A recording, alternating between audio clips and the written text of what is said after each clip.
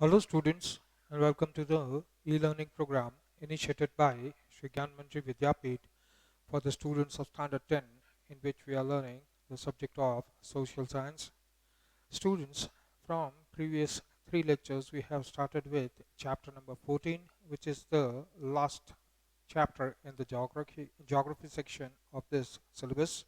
So let us take a quick review of what we have learned so far. Lecture number 4 for chapter number 14. Name of the chapter is Transportation, Communication and Trade. We started with the first part, that is transportation, in which we learned few things. Transportation is considered as a standard tool for measurement for the economic development of a country, the social development of a country, the political development or the political stability, or the important political changes that are happening in a country. Yes, if the country is progressing, that means political stability is there. Now, political stability will be there only and only if the government, whatsoever government is ruling, is giving the basic facilities to the people. The basic facilities include not only food, clothing, shelter, education, health, but it also includes the basic infrastructural facilities, in which transportation is a major utility, or you can say transportation is a major tool with which the country can have progress. So if we are talking in terms of uh, say the advancement that we are doing in the economic arena, then uh, economy can be stabilized, it can move towards more and more progress if transportation facilities are good. Yes, that means roadways, railways, all those airways, waterways, uh, all this should have wide and quite an intricate and a complex network, so that things, when material can go from one place to another very easily, and that allows a speedy progress. Development of transportation and the different means of transportation that we learned in uh, the previous lectures. We started with when was it the primitive age till this modern age, the way in which he progressed in terms of transportation. Yes, first he used to walk around, roam around when he was a hunter and gatherer. Then, when agriculture came, he settled at one place with the invention of wheel. Earlier, he used to transport his own goods on his back. Then, he used the animals. Now, he harnessed the animals onto the carriages with wheels. And so, development kept on happening. And today, we have the modern tools and equipment to transport goods and material and people. So that is the development process of the transportation. Next, we learn in transportation, we started first with the road transportation, where we classified the Indian roads into five, that is national highways, state highways, district roads, approach roads for villages, border roads, which are usually found in the bordering areas of the adjoining countries, express highways, and then we learn and then we studied about the traffic problem. So now let us go ahead with the today's lecture. Suggestions for maintaining road behavior, safety and solve the problem of traffic. Yes, the first thing that comes to mind is maintaining road behavior. Now what do we understand by road behavior? A single road where a divider is not there, right? Many times you'll find auto rickshaws which are usually in a hurry, right? So that they can drop the passenger at some place and again find and search another passenger, because it's their livelihood. But they violate the behavioral sense that should be shown on the road. Yes, youngsters, even though they do not have the driving license, then also they are riding fast moving bikes, cars etc., and whole of the way zigzag, zigzag, right? The traffic from the opposite side doesn't know where to go, and even if nothing happens to the youngsters, the old people, or those others from the opposite side, yes, they often get hurt or injured because of this type of crazy behavior that is shown on the road. Jumping traffic lights, yes, not adhering to the speed limits. So all that comes in the maintaining the road behavior. Next is safety. Yes, if we are moving on the road, it is not only others' safety, but it is our own safety first. For example, a motorbike rider should be wearing a helmet. Same way, a car driver should be having a proper seat belt over there, right? That is for his own protection, and then he should look forward to the protection of other people. We know pedestrians usually, rather than walking on the footpaths, they walk on the middle of the road. Cyclists, they walk, they are usually cycling in the middle of the road, yes. And of course, we find lots of cattle seated here and there on the roads. So safety of ourselves and the other people on the road should be maintained, and we have to solve the traffic problem. Is traffic problem we learned in the previous lecture. Suggestions for maintaining road behavior. Okay, students who do not, the very first point is quite interesting because it suits you and it is applicable to you. Yes, you are still 13, 14, 15 years of age.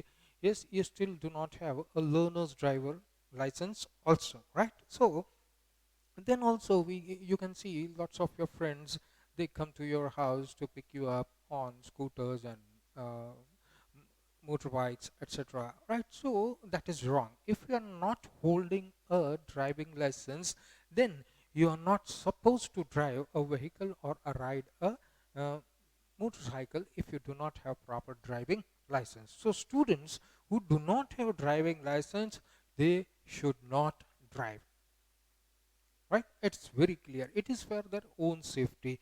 Yes.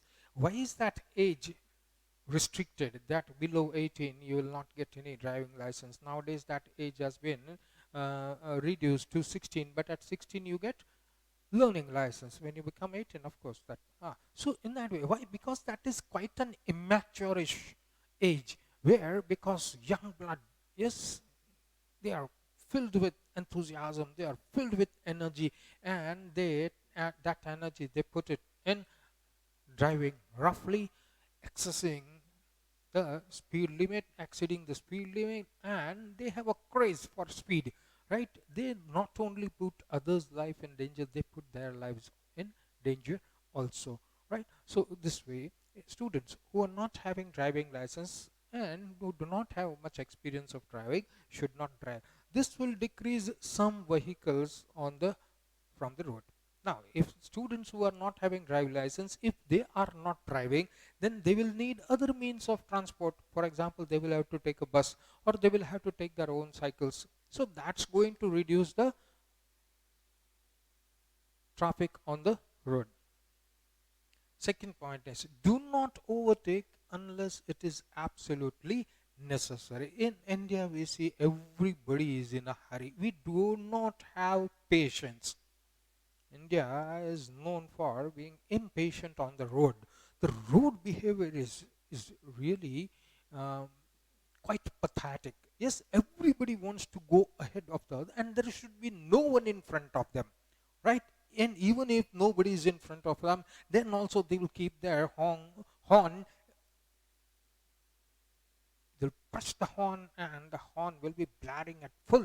Yes, for another half a kilometer when nobody is in sight, right? So all this is wrong behavior on the road. So do not overtake unless it's absolutely necessary. Yes, before overtaking a vehicle, see that you are not endangering the traffic that is coming from the opposite side, or you do not get squeezed in between that road divider and the vehicle, or the other vehicle does not notice that you want to take a pass, right? So there are rules for that. Even during daytime, if you want to take a pass, if you want to overtake, yes, you have to use that dipper so that the light from that your vehicle attracts the attention of the one who is going in front of you and he knows somebody wants to pass, he will make way for you. Wait till then, have patience till then, till a clear passing is given to you, so that you can overtake safely without harming yourself or the one in front of you, right, or the one who is coming from the opposite side. So do not overtake unless it is absolutely not necessary. One of the main reason is, while overtaking you will have to gather more speed. Yes. So if you are having more speed, if you increase your speed, chances are maybe if you get out of control, then it's a risk for the life. Two-wheelers like cycle, scooter, etc. should be driven only on the left-hand side of the road. They should not be driving on the wrong side of the road.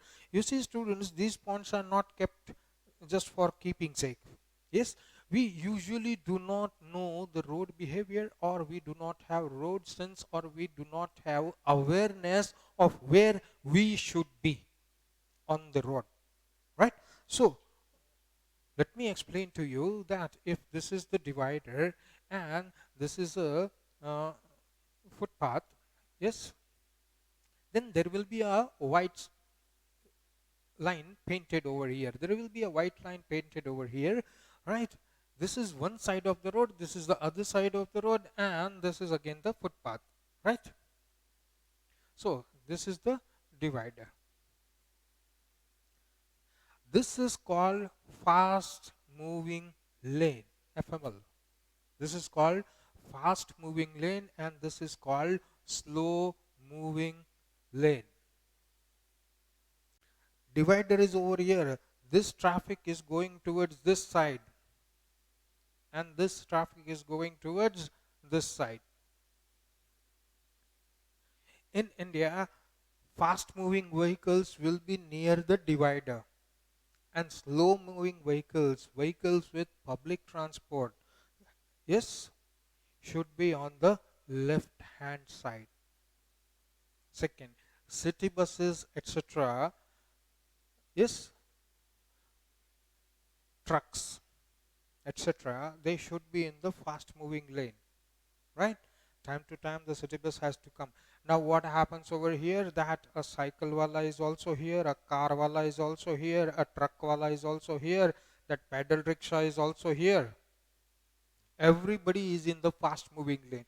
Fast moving lane assures that vehicles moving with speed, they get a clear passage, right? For example, car is it's a passenger vehicle, but it's a fast moving vehicle, right? It can easily go to a speed of 80-90 kilometers. That's normal for a car. And a person uses car, he is not going to go 400 meters. He has to go at least 4, 5, 12, 15 kilometers. So he needs a clear pass and a straight line where he is not hindered by the other traffic. अब car वाले के आगे cycle वाला जा रहा है, till the cycle वाला go. So this lane is for cycle wala, pedal rickshaw, three-wheelers, right? Because they are slow-moving vehicles. Every now and then, वो हमारा ऑटो वाला होता है, वो फास्ट लेन से जैसे ही किसी ने हाथ दिया इधर से इधर कट मारता है. So what happens is, there is always an accident. कभी भी इधर से फास्ट मूविंग लेन में आके सीधा ऐसे क्रॉस मारता है एंड सर्कल में से इधर घूम के इधर जाता है, because he sees 4 or 5 people standing over there. So two-wheelers, three-wheelers, all of them, they have their specific position for going in the traffic. When they do not follow, half of them do not know where I should be, right? Especially the three-wheelers, auto wala, chakra wala, they don't know where to go, which lane they should be driving, right? And they create lots of confusion on the road. Yes, so two-wheelers like cycle, scooter, etc. should be living on left side. Left side, that means near footpath. Near footpath, that means that is a slow-moving lane for all the traffic which moves slowly. For all the traffic which moves faster, that is fast lane, it should be near the divider. If the road is quite broad enough, then there will be three sections, right? So in that way, the middle section is kept for city buses. Yes. So in that way, the road traffic का knowledge and awareness होना बहुत जरूरी है, right? And small towns it is okay, वो सारा mix up होता है. But when you go to big cities, this creates a havoc, right? If you are in the long lane, they should not be driving on the wrong sides. Do not talk on cell phones, mobiles while driving. Yes, it's nowadays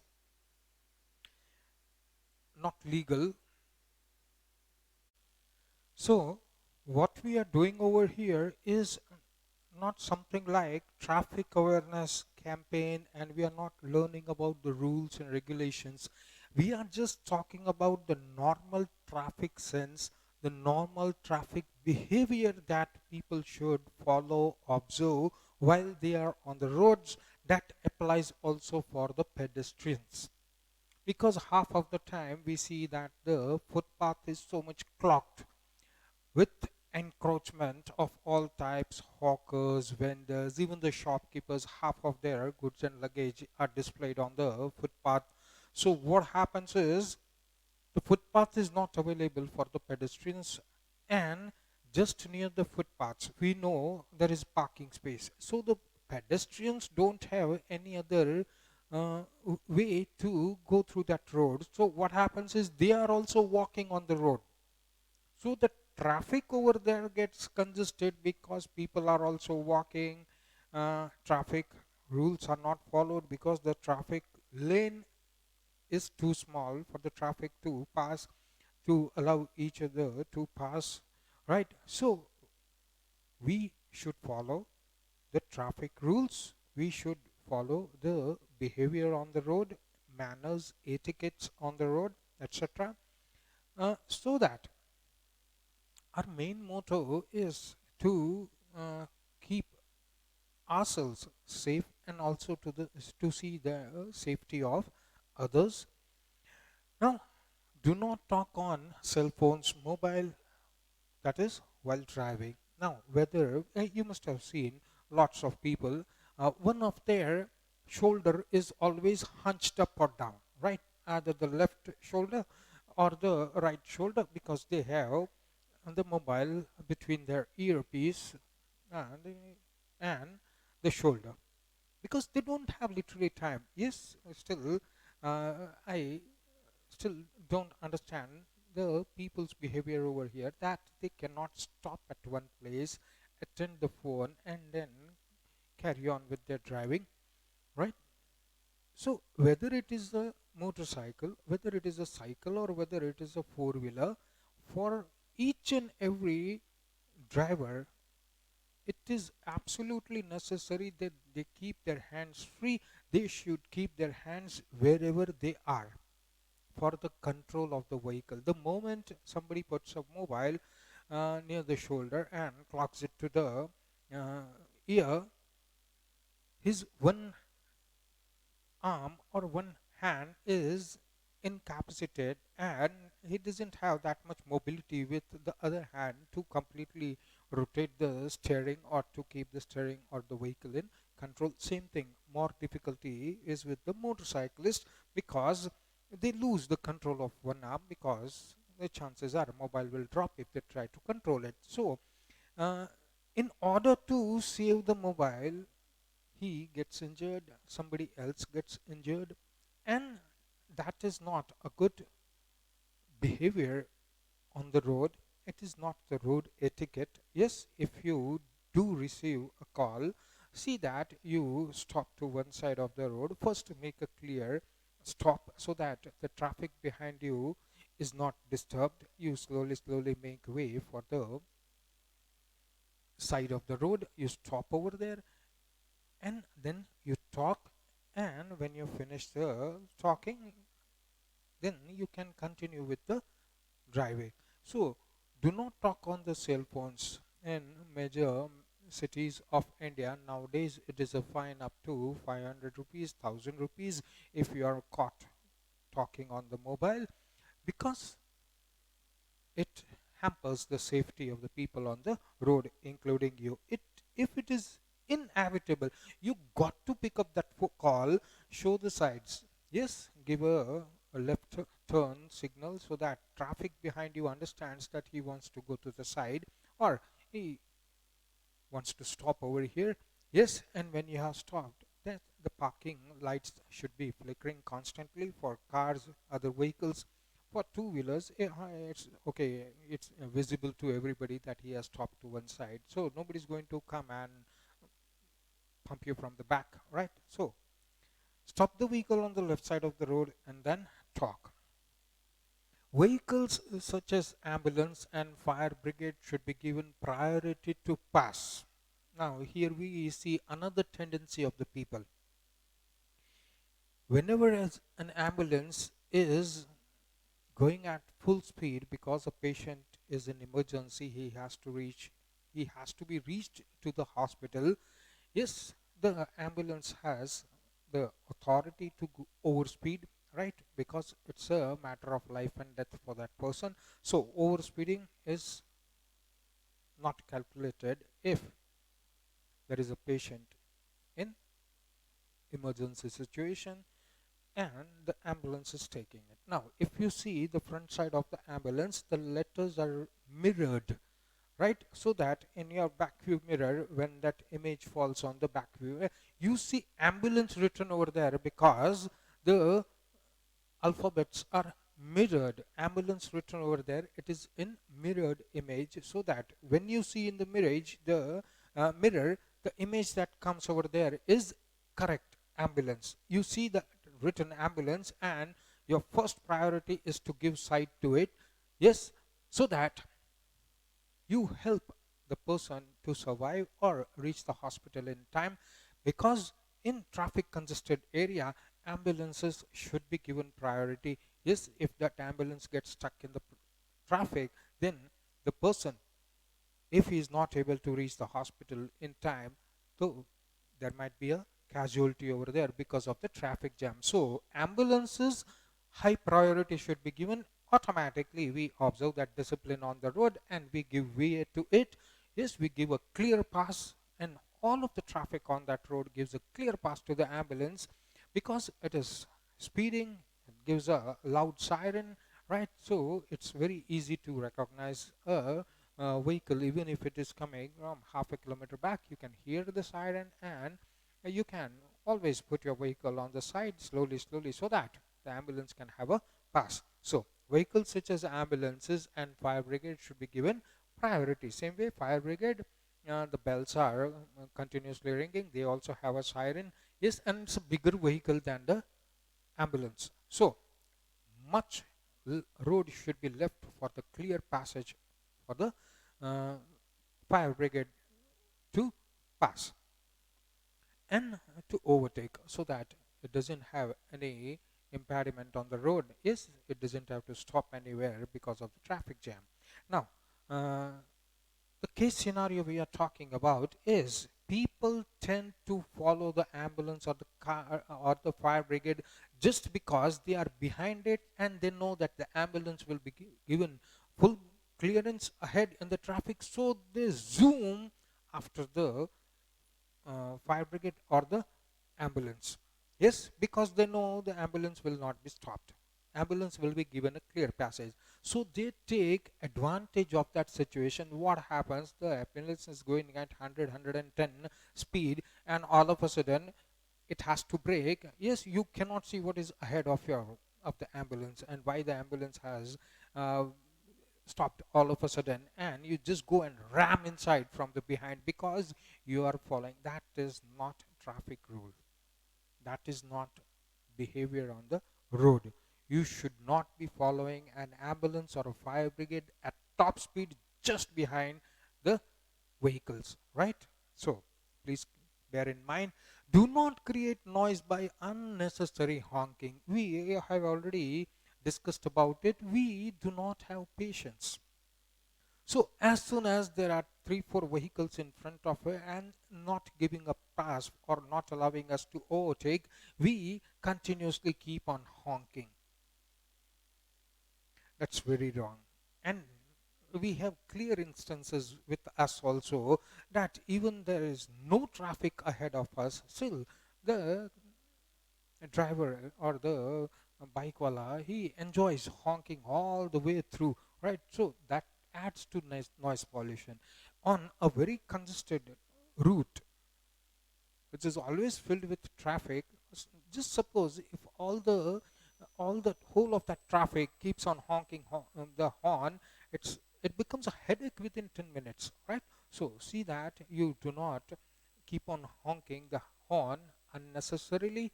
Maintain a little bit of patience. Yes, you're going to reach wherever you want to reach in due time. Yes, just keep on honking the horn is going to irritate everyone, and everybody will be doing the same thing, and it's not the solution of the problem. Follow traffic signals and do not jump them. Yes, know clearly about it. We all move on the road, we are very clear about it. Yes, green light means go, yellow light ready to go, or yellow light means about to go red, red means stop. Yes, when it is red, please do not jump. Jumping means you ignore the red light and you try to cross the crossing even when the signal given to you is stop. Maybe that is the time when the other lane or the other road, the traffic has opened up because of the green light, and you just dash in between the commotion over there, right? So you'll get caught up with that. People will be in high speed at that time, and they're going to have an accident and going to crush your vehicle, right? So avoid jumping even if there is very light traffic. Follow the traffic rules. Do not jump the lights and follow the traffic rules. Walk down to nearby places or use a cycle. That we never do. Yes, as soon as mama says go and bring Maggie, the first thing we do is take that Activa and go to the nearby. It is hardly 5 steps down the road, right? It's hardly a 2 minute distance, right? Walking distance. So wherever possible, nearby places, walk rather than take a vehicle, add to noise pollution, add to the pollution of the vehicle's fumes, right? So rather than that, if it is walking distance, just walk down the road, do your work and come back, right? Rather than keep on adding the vehicles on the road. At night, use the light in dipper mode. Use high beam only when it is absolutely necessary. A very, very good point, because half of us are not even aware of the dipper. When should the dipper be used? Yes, when there should be high beam, when there should be low beam. Yes, low beam should be permanent. Low beam should be permanent. Yes, because if you keep the vehicle or the lights in high beam, it's going to go directly into the eyes of the traffic that's going to come from the opposite side. It's going to blind him, and there are chances that because he's blinded, he might not know his side or your side, and both of you are going to have an accident, right? So as far as possible, keep the vehicle in low beam. High beam when it is to be used for a longer time, when you are on the highway where traffic is quite less and you need to see quite a long distance ahead of your vehicle because you are going at a great speed. But whenever you see any other vehicle approaching from the other side and you still keep the high beam, he will not be able to judge properly your side, his side. So at that time, the dipper should be used on and off, so that you keep on you keep on they will be able to see you, and your vehicle, your size of the vehicle can be absolutely clear to them in the night. Dipper is also used for taking a pass even in the daytime, right? When your car is trying to overtake a truck, use the dipper so that in his rear view mirror, it's very clear to him. yes, that another vehicle is asking for a pass, because that light will flicker and the driver's attention will be toward it. Rather than honking, this is a very cute ways of taking a pass without making any noise. Yes, so use the dippers at correct places and see that the traffic is not hindered because of the use of the uh, high beam or the low beam by you. Use high beam and low beam at the correct places, especially at night. Use the dipper mode so that you can interchange between high beam and low beam.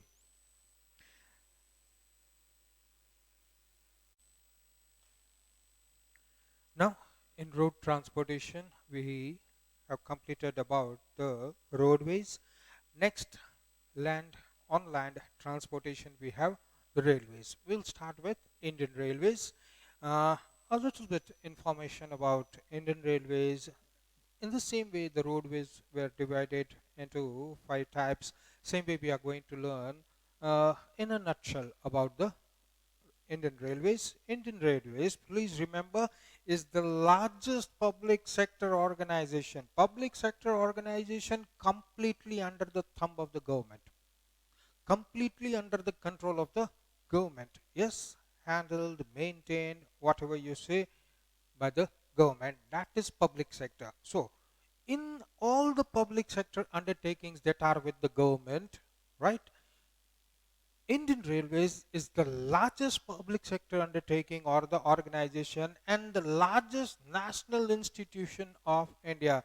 Indian Railways is proud to be the largest national institution of India, and it is also the largest public sector organization in India. Because, why? With respect to the size of operation, what is the size of operation? Railway tracks are laid out to each and every state of India, each and every nook and corner of India, each and every state, each and every district. Yes, so it has one of the largest networks, one of the largest, not the one of the largest networks in India. With respect to the size of operation, Indian Railways ranks first in Asia and second in the whole world. That means in Asia. That means we have a larger network than China also. China is the one of the country that is bigger than India in size, population, everything. But we outrank them even in the condition that we are second largest populated country in the world, next only to China. But as far as Indian Railways is concerned, according to the size of operation, Indian Railways stand first in Asia and number 2 in the world. Advantages of railways. Now we are comparing something. Yes, we are comparing the railways with the roadways, the waterways, the airways. Advantages of India. Indian Railways is the main medium for transportation of goods and services related to industries, agriculture, trade, services that forms the economy of India. Indian Railways is used to carry goods and people, right? So, as far as people are concerned, from one place to another, if you want to go long routes, long journey, then apart from railway, you do not have other means of transport, because road transport, it takes a long time to make you reach place A to place B, which is 1,000 kilometers apart, right? So, with the help of railways, that journey can be more speedier, less costly. In the same way, yes, raw materials are produced everywhere in India, and from that place where raw material is produced, they are distributed to n number of destinations in India.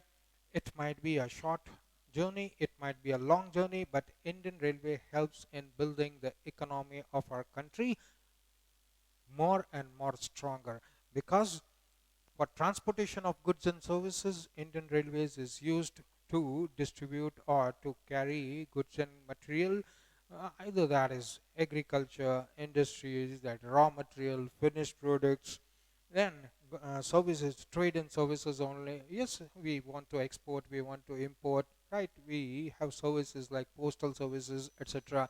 So whether it is post a parcel a, right? So whether it is goods and material for agriculture or for industries, because raw materials such as coal, iron ore, or the finished products, iron and steel, all the other finished products, they have to be transported to all the places in the country. So Indian Railways is the main medium for all the transportation of goods and services that are in the related with agriculture, industry, trade and services, and forms the economy of India. Railways also have a major contribution in national security. Yes, troops have to be transported from one place to another constantly. Yes, and relieved from there and transported to other parts of the country. So, along with that troops, lots of military equipment also go over there. Yes, so constantly Indian Railways is used for the security of the nation. So, it is very important from the part of national security. Peace management. Yes, peace management. Suppose some riots have happened in one place and we need troops over there. So instantly that can be had within 24 hours. Yes, troops can reach over there and try to maintain peace over there in the circumstances of some natural disaster. Then also troops have to be reaching over there so that they can maintain the peace, they can rescue people, right? Rehabilitation, all for all that purpose you need to move lots and lots of troops and equipment and men and material. So it's used for national security. It has a very high contribution for peace management, establishing and maintaining cultural and geographical unity. You can go from any place in India to any place in India, right? the main purpose is the main purpose is uh, to unite India. Yes, by with the help of railways. You never know when one state is over and you are entering another state, right? So you needn't show any identity papers when you are crossing the boundaries of one state to another, right? So it is because it has been written in the Indian Constitution, and we have a right to roam around anywhere in the country because whole of the country is one. So, in that way, establishing and maintaining cultural and geographical unity. Besides, it is also useful for speedy transport of food, grains, and forage during drought or flood-like situation or any other disaster like storm, cyclone, or it can be an earthquake, right? Lava eruption doesn't happen over here, otherwise that also included, right? All the natural disasters, to fight with the natural disasters, to save people, to reach them basic the basic help that they need, that is food, clothing, shelter. We can reach them at a very fast speed because of a very good network of Indian Railways that we have. So transfer of food and forage, that is for the animals, domesticated animals. Railway is also an important medium for transporting weapons and soldiers during war and other related problems that we already discussed in times of crisis, whether it is inside any part of India or whether it is on the border. We need the uh, speedy railways to reach the soldiers either from one part of the country to the other part of the country for the basis for the purpose of national security during war times or during urgent crisis situation like riots or fighting broke out, right? So in that condition we need to move troops. So railways is very important medium for transporting weapons and soldiers. India's now the progress of the railways. India's first railway line started in 1853, that you have learned in history, right? It was between Mumbai and Thane. Yes, there are now three types from there, from that time onwards till now. There are three types of railway in India. Now, these railways are based on the tracks. Track के हिसाब से engine or uski compartments or bogies, whatever you say. Yes, those are constructed or they are built based on the length of the tracks. Now, those tracks in India are of three types: broad gauge, meter gauge, and narrow gauge. Right? So, in the earlier days, there was narrow gauge. When the Indian Railways was established in 1853, and then this work started for laying down the tracks, etc. So at that time it was narrow gauge. At that time it was narrow gauge. Yes, when times developed, when the network was almost established, but now we needed speed.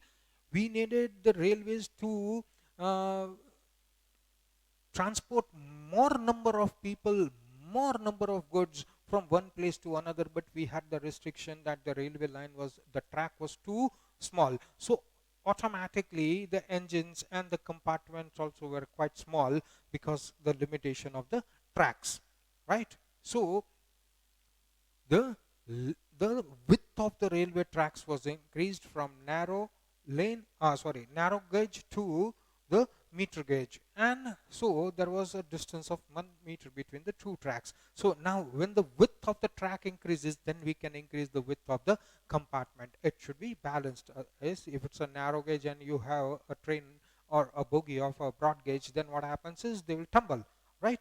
They won't be balanced during high speed. So turning, etc., the train will topple and it will go off the track, right? Derail. So we need a size of the engine and the bogie according to the size of the tracks. So earlier we had narrow gauge, then we transferred it to meter gauge. So that is called conversion, because tracks उखाड़ना पड़ेगा, पूरा layout अलग से करना पड़ेगा नया, so that because meter gauge it is more wider, so you must have that much base. Apart from that, all the earlier railway bridges that were made, they have to be made new so that it can carry the broad gauge, right? Meter gauge. And then the meter gauge was again, that also after some time, due to advancement, that meter gauge also did not prove that much sufficient, so we had to convert that into broad gauge. So we have three types of railways, that is broad gauge, meter gauge and narrow gauge. Out of the three, broad gauge has the highest capacity to bear load and allow running high power rail locomotives. Yes, because the tracks are wider, so the engines can be more bigger, more powerful, and the bogies can be of larger size so that it can carry more men and material, right? So broad gauge is considered the highest capacity to bear load and travel at high speed. And the rail locomotives, that is the engine को locomotive बोलते हैं, right? That because now the engine can be bigger because the track is wider. So although the meter gauge and narrow gauge railways tracks, they still exist, but they are being converted into the railway. The narrow gauge is converted first to meter gauge, or directly from narrow gauge we have broad gauge. So tracks, the government has converted most of them into broad gauge, right? Wherever uh, because not much less or some less traffic was there, many parts of India still continued with that narrow gauge, but then it is not that much cost effective, yes, and so most of the narrow gauges have been converted into broad gauge. This is a big achievement for the Indian Railways, because we just discussed, yes, you need a broader base, you need new bridges, so that all adds to the cost. But now successfully most of the narrow gauges have been converted into broad gauges. Having one single gauge helps to save a lot of time for transporting goods and passengers. A very good example should be quoted over here, that uh, because the traffic between Ahmedabad and Delhi is quite heavy, so narrow gauge is not going to work. So narrow gauge was converted into a meter gauge first, due to time, right? Requirement of the time. Then that also was shorter, so we converted the meter gauge into broad gauge. So from Delhi to Ahmedabad, if somebody is traveling, he will be traveling by broad gauge. But then from Ahmedabad, he still continues his journey towards Jamnagar or Bhavnagar or Rajkot. There was a meter gauge or still a narrow gauge. So what happened is he has to change train, because that same train cannot go on to Jamnagar or Rajkot or Kutch, because there were other meter gauge. So you have to catch another train. Yes, so we can do that because we are single. Maybe we are a family. We don't have that much luggage. But what about the goods and materials? Every time the goods and material reach Ahmedabad, they have to be offloaded from that train and reloaded to another train. That takes up lots of time and money. So having one single gauge helps to save a lot of time. So that same train, rather than stopping at Ahmedabad, it can go directly to Jamnagar because the same track, broad gauge, is there. So converting all the narrow gauges into broad gauges, meter gauges into broad gauges, it was a big achievement from for Indian Railways, and this also saves quite a lot of time and money. Railway network is widespread and strong in the states that have flat plain regions, because we know laying down of tracks, making bridges, it's very convenient in the plain area, flat area. So you have more congestion, more intricate network of railway tracks, railway stations, junctions, all of that more on plain area. As we start counting the altitude, the traffic becomes less because some of them are inaccessible area, or we cannot make tracks over there because it's a mountainous area, right? So dense population is there, industrial development is there, intensive agriculture and rich mineral resources are there. You will find more and more widespread and quite strong railway network over there. Whereas India has also started other type of railways, that are metro railways, which run in that city. If that is a mega city, then that's quite a huge city, and people want to go from one end of the city to another, like Kolkata, Delhi, Mumbai. It becomes just impossible for them to go in the traffic. So metro rail is started.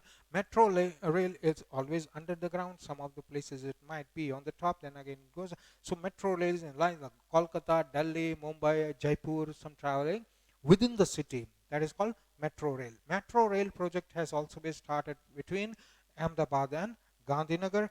Mumbai has two other forms of railway networks. One is local train, is which has been there since ages, and people travel by local train, and it's very convenient for them. And another new advancement or development is of monorail, which hangs on the top and goes. So monorail, we have two types of other railways working over there for the convenience of the people living in the Mumbai city. Kolkata, we have metro. These trains are a boon for people of Mumbai to travel across the city, right? Within no time, you can reach from one end of the city to the other. Konkan Railway, a thing that should be mentioned over here is Konkan Railway is a huge achievement for not only the Indian Railways but for India. Completely laid out on the Western Ghats. Yes, tough terrain, mountainous, many canals, many tunnels have to be made for the trains to pass, because it has to pass through mountains, go through the mountains. So lots of tunnels have been made over there. And Indian engineering ideal, we can say, is it's an engineering marvel laying down of the Konkan Railways, right? So Konkan Railways has laid down railway tracks through the tunnels in mountainous regions which were highly inaccessible, which is considered to be an Indian engineering marvel. And India is quite proud about the Konkan Railways because it goes through the Western Ghats, where there are quite high mountain and complete mountainous terrain is there, and we have laid out complete railway track, yes, and trains are plying on this track, moving goods and material and people. Indian Railways is considered to be one of the best railways in terms of time, safety, facilities that it provides. Of course, maintaining such a huge network like Indian Railways, it's quite impossible, but we have made it possible with the efficiency of the people working in the Indian Railways. So Indian Railways is considered best in terms of time, safety, facility that it provides to the people. We'll stop over here for the day. Thank you, students.